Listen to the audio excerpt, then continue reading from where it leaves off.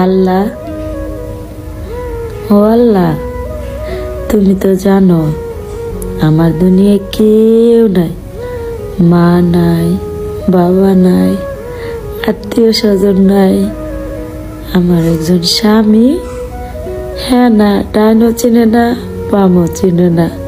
তুমি তো জানো আল্লাহ, তুমি তোমার অনেক কষ্ট দিছ, আর তোমার কষ্ট আমি অনেক বড় নিয়ামত মনে করি।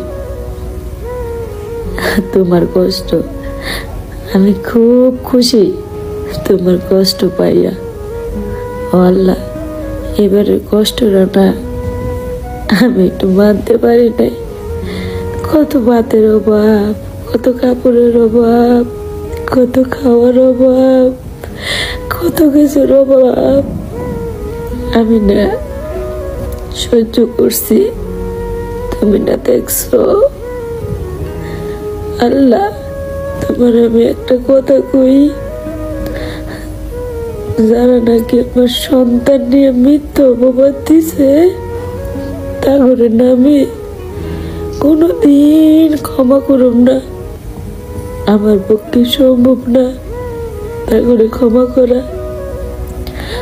আমার না দুনিয়ায় তো কেউ নাই, আমি তো তোমার কাছে বিচারটা দিলাম,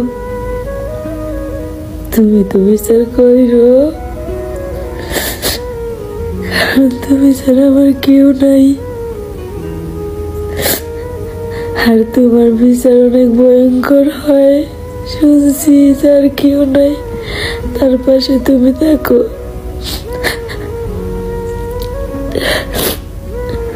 তুমি বিচার করো।